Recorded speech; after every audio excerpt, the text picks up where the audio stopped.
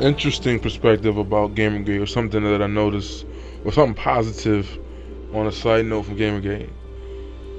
Anyways, this is Rise Son of Rome, Xbox One. I got a gaming channel. Link will be in the description box if you're a gamer. Show me some love, and I got a link to my Facebook page. But one thing that's interesting about gamergate that I'm noticing that's a positive, I guess. Gamergate pretty much is like, in reality, it's insignificant, right? To like, what's really going on in the world or whatnot. But one thing that's cool that's coming out of it is like, it started because of, it, no ethics in journalism, of all things, in gaming journalism to be more specific, and people getting favors, and people getting money donated to their to their games and their development, which of course I'm not gonna say it's insignificant to people who are trying to come up in the industry. And you have this thing where it's like Hollywood, where you got to be in the in crowd, or you got to know the right people, or journalists won't give you any spotlight to highlight your game, or they're damn sure not going to donate money to you if you're not in the in crowd or whatever. But that's pretty much what started, though. The lack of ethics in gaming journalism, which is important to, I'm sure, developers and people who want to make games. But what I see what's coming out of that is positive, is how the media, the real media, real journalists, if I may, you know how their covering of the story is exposing how corrupt regular journalism is, right? If you watch the MSNBC, I forgot her name, Joy Reid, that's her name, her segment covering Gamergate, it's completely been placed in the favor of Anita and Gwen, the female who was sleeping with her boss, and got a people keep saying, well, he didn't review her game for favors, but he did highlight her in magazines twice, and other publishers were donating money to her campaigns and to her game. So whatever, it was still wrong. It's not something that's positive, especially if you're competing with her for promotion of your games or your content, and you're not doing the things that she's doing, whatever. And that can go for another female who's trying to get on, but she's trying to get by on her talent or her credit, not laying on her back. But it all started with that. But after a week or so of that, it wasn't about that anymore. It was really about how corrupt that journalism is and whatnot. But if you watch like the liberal media cover the story from NPR, I did a video about that. If you ain't see it, I'll link it. But I showed you how they pretty much were on the side of Anita and Quinn in both interviews. And then you had Joy Reid's segment where she did what she did, and it pretty much made it seem like Anita was the victim, and didn't give any credibility to any of the critics, people, not the a-holes who are threatening her if any of that stuff ever happened, but people who several people have refuted her on YouTube and whatnot, and none of them have been given a voice, because of course it plays into the war on women rhetoric and whatnot. But I think that's the beauty of it, because I'm seeing some of the best refutes I've seen to Anita and what's going on are coming from, I guess you could say, progressive-minded people, liberals. You have this whole mantra of "I am not your shield," whereas a bunch of minorities, gays, I guess transgenders, whatnot, I don't know, but they're like, stop, feminists, stop using us as your shield, stop speaking for us so we can talk on our own. And that's what I'm saying. That's a positive that's coming out of it, because they're watching how something that they like is coming under attack by people who share their ideology, and they're having to call it out. They have to say, we just want to play games. We're not into all that other nonsense. Who cares if if it's diverse? That's not into the mind of the developer. They want to give the developers and the creators their own freedom to create whatever they want, instead of having to have this litmus test, right?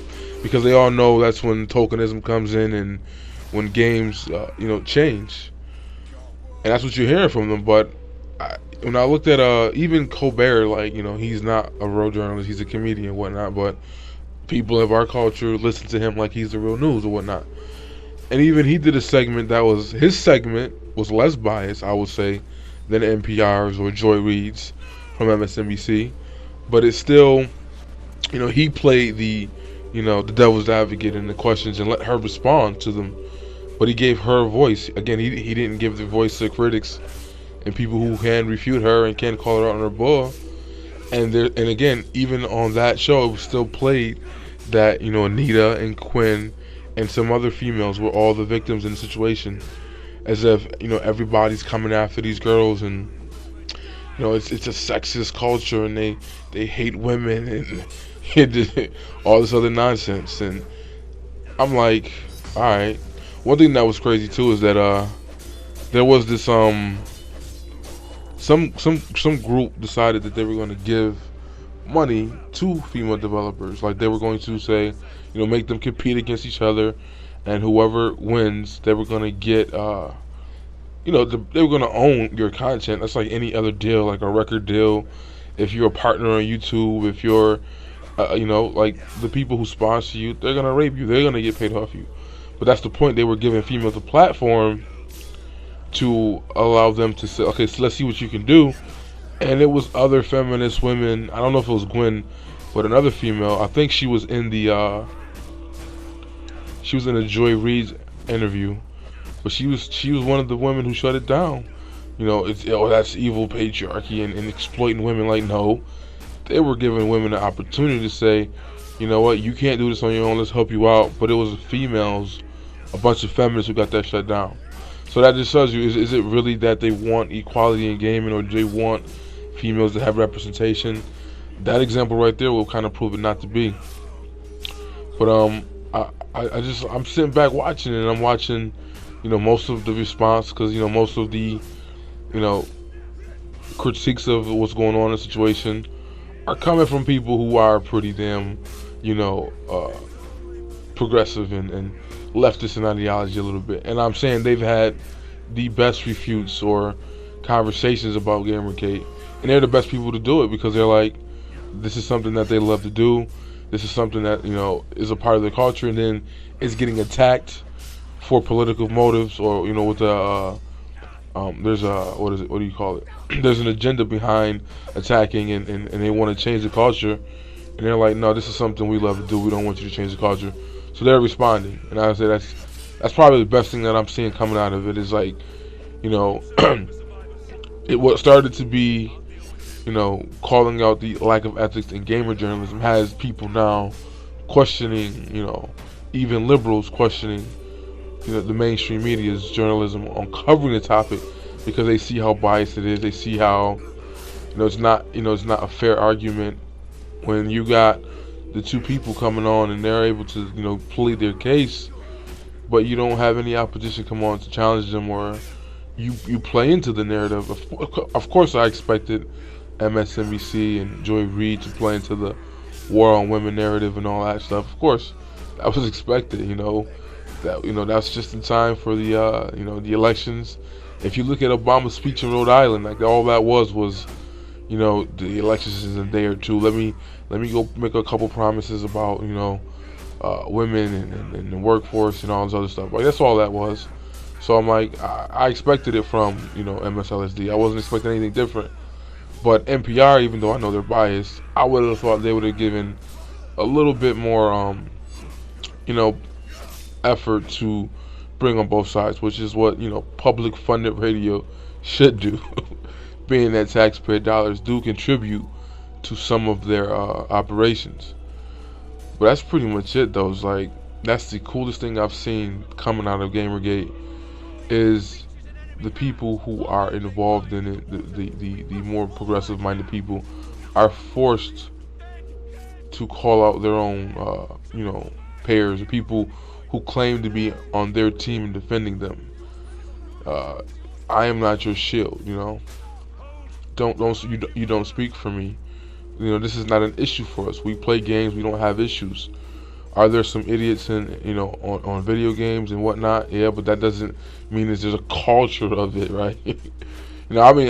For myself, like, starting off with Halo 2 and on the original Xbox, or even on 360, like, of course you hear comments, you hear stuff that no one's saying that stuff doesn't exist. half of it is just trolling. It's not like women are special, and of course, the kitchen jokes, all that stuff, like that's part of it, whatever, right? I remember one time too, I was watching, I was gonna do a video about it, but I never did it. But it was I was on CNET, on Facebook page, and they had that big conference. This is like right before Melissa Mayer was taking over for Yahoo. But they were talking about, people were making the kitchen jokes and all that in the comment section. And whoever was moderating the page got on her high horse and, I wish you guys would grow up and blah, blah, blah. But no, when I listened to the hour-long segment of all these females and tech and, it was pretty much reverse sexism, if you want to call it that. It was, this is why we need more women in tech, because they're better at selling, technology or appealing to women, and that yada yada yada yada. If women aren't involved in it, then it's gonna fail and crush. So you had an issue with the commentary from trolls just playing around, right? Saying don't be sexist, don't make those statements. But then when I listened to that whole CNET segment, and it's crazy. I'll find it. I have to try to link it, but all it is a bunch of women. It's a panel of like 8 CEO techs and whatnot, and they're always going back and forth on why they're important, why they're needed, and why the tech field is done if it's not for them, even though it's been doing just fine before their existence. But that's just my take on it. Gamergate, it is not being serious. It's opened people's eyes, and it showed us the light on how corrupt not only gamer journalism is, but journalism is as a whole.